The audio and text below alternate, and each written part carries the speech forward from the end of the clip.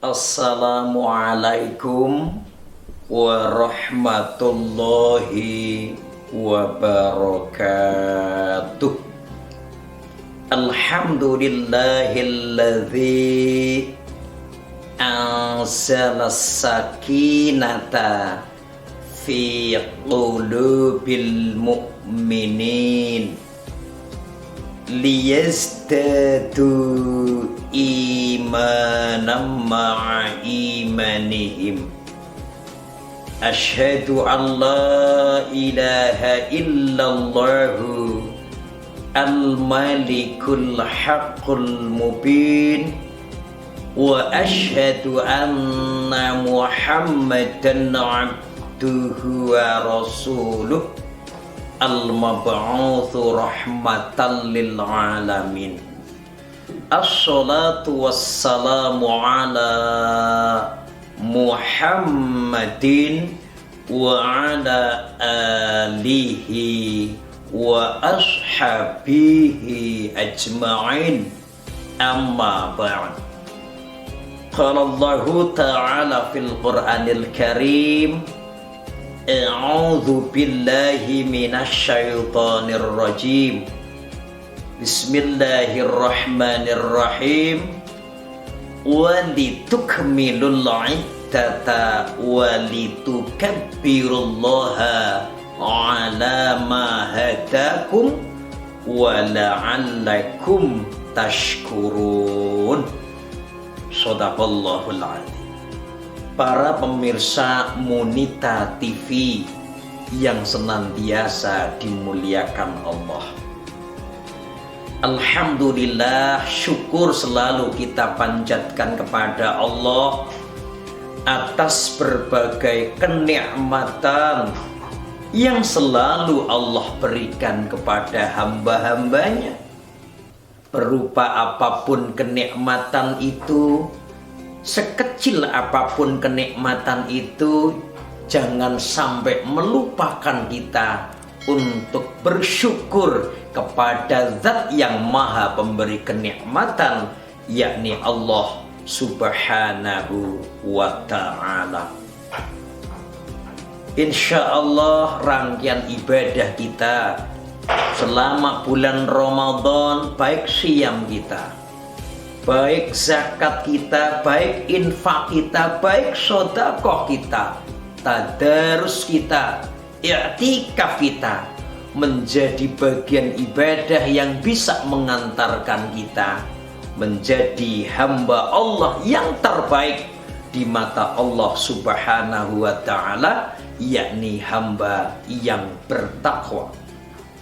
Semoga sholawat dan salam senantiasa terlimpah kepada baginda Rasulullah Muhammad sallallahu alaihi wasallam. Semoga terlimpah pula kepada keluarga besar beliau, para sahabat, dan insya Allah orang-orang yang mengagumi dan merindukan beliau, termasuk insya Allah para pemirsa semuanya. Amin. Para pemirsa Monita TV yang senantiasa dimuliakan Allah, tidak lama lagi Ramadan harus meninggalkan kita. Tamu yang kita harapkan jauh sebelum Ramadan tinggal kurang beberapa hari lagi. Harapan kita jangan sampai Ramadan lewat begitu saja tanpa meninggalkan athar atau bekas kebaikan sedikit pun. Tentu kita akan menjadi orang yang merugi dan menyesal berkepanjangan manakala sepanjang Ramadan kita dapat atau kita tidak dapat berbuat apapun untuk memperbaiki diri dan untuk mengantarkan diri menjadi manusia yang bertakwa. Tadi kami sampaikan, Allah berfirman dalam Al-Quran surah Al-Baqarah ayat 185, A'udzu billahi minasyaitonir rajim. Bismillahirrahmanirrahim. Walitukmilul iddata walitukabbirullaha ala ma hadakum wa la'allakum tashkurun. Dan hendaklah engkau menyempurnakan hitungan dan mengagungkan nama Allah Subhanahu wa ta'ala agar kamu menjadi orang-orang yang bersyukur. Jadi kita perlu menyempurnakan Ramadan menjadi 1 bulan penuh, yang pada tahun ini 1442 Hijriah, insya Allah baik awal Ramadan maupun akhir Ramadan atau awal Syawal, insya Allah akan terjadi kebersamaan, sama mulainya dan sama juga mengakhirinya. Maklumat pimpinan pusat Muhammadiyah menyatakan bahwa tanggal 1 Syawal itu bertepatan dengan tanggal 13 Mei 2021. Andaikan kita hitung sekarang hari Ahad, Senin, Selasa, berarti waktu kita tinggal 2 hari lagi untuk masuk di bulan Syawal, untuk merayakan kemenangan selama 1 bulan kita beribadah di bulan Ramadan. Banyak orang yang kemudian mengenal dengan Idul Fitri dengan makna yang berbeda-beda. Ada yang memberikan makna Id itu kembali. Fitri artinya berbuka, ada yang begitu. Artinya apa? Artinya kita sudah mulai berbuka, kita sudah mulai makan sebagaimana sebelum Ramadan tiba. Karena iftar itu artinya berbuka seperti itu. Jadi kembali berbuka. Demikian juga ada yang menerjemahkan Id kembali, Fitri itu diartikan fitrah, kembali kepada kesucian. Karena selama bulan Ramadan, sebagaimana sabda Rasulullah, man soma au man qoma Ramadan imanan wahtisaban ghufira lahu ma taqaddama min dzambi. Barang siapa yang berpuasa atau yang menghidupkan malam di bulan Ramadan dengan iman dan juga ikhlas, maka diampunilah dosa-dosanya. Karena telah diampuni begitu, akhirnya sudah bersih. Berarti apa? Kembali suci sebagaimana bayi yang dilahirkan. Saya kira 2 makna itu kemudian saling menguatkan, di mana Idul Fitri itu adalah kembali berbuka dan kembali kepada kesucian setelah 1 bulan kita beribadah di bulan Ramadan. Para pemirsa Monita yang senantiasa dimuliakan Allah Subhanahu wa ta'ala, kita berharap rangkaian ibadah di bulan Ramadan bisa sempurna. Apa yang kemudian bisa kita lakukan? Yang pertama, jangan lupa kita diwajibkan untuk zakatul fitri, atau sering dikenal dengan istilah zakat fitrah, yang tujuannya tuhratan lis-shaim wa tu'matan lil masakin, untuk mensucikan diri orang yang berpuasa. Barangkali sepanjang bulan Ramadan lisan tanpa dikendalikan mengucapkan sesuatu di luar kemampuan kita, tangan kita, kaki kita. Untuk menyempurnakan, kemudian kita hendaklah membayar zakat fitrah wa tu'matan lil masakin, dan untuk memberikan makan kepada orang-orang yang miskin. 2 tujuan ini jangan digeser. Karena apa? Masih ada sebagian yang kemudian menerjemahkan zakat fitrah akan dibagikan ke 8 asnaf, 8 golongan. Nah, itu kalau zakat kalau zakat fitrah itu tujuannya hanya 2 tadi, untuk mensucikan orang yang berpuasa. Yang kedua adalah untuk memberikan makan orang-orang yang miskin. Tolong jangan sampai kita melupakan kewajiban zakat fitrah, karena zakat fitrah dibayarkan dengan batas waktu menjelang sholat Id, Jangan sampai kita lupa akhirnya setelah sholat id kita baru bayarkan. Itu tidak dihitung zakat fitrah, tapi dihitung sodakoh biasa yang kita keluarkan sebagaimana sebelum Ramadan kita keluarkan. Berikutnya para pemirsa yang senantiasa dimuliakan Allah, rangkaian ibadah yang lain apa? Yakni rangkaian untuk mengagungkan Allah. Walitukabbirullaha ala ma hadakum. Di malam Idul Fitri, mari kita kemudian gemakan suara takbir, tahmid, tasbih begitu. Walau dalam keadaan yang serba terbatas. Ada yang mungkin kita meramaikannya di rumah dengan bertakbir dengan keluarga, anak, suami, istri. Bisa jadi di musola dengan menjaga protokol kesehatan. Bisa jadi ternyata di kantor manakala ternyata dia belum pulang. Bisa jadi, tapi apa? Hendaklah kita menghiasi 2 malam Id dengan ibadah takbir yang bahasanya anak-anak ayo takbiran, takbiran, takbiran, kan seperti itu. Setelah itu tentu paginya kita disunahkan untuk sholat Id.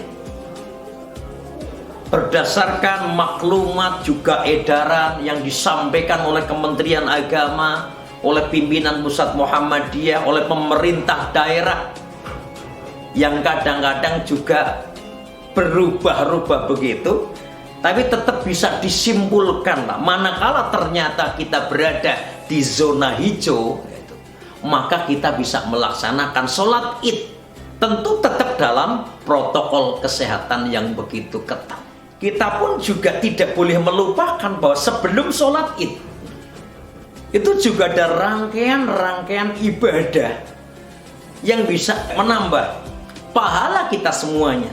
Apa yang pertama? Kita bisa mandi, berkeramas, pakai minyak wangi, pakai pakaian yang terbaik, kemudian pulang dan berangkat dengan jalan yang berbeda, kemudian mengadakan silaturahim terbatas.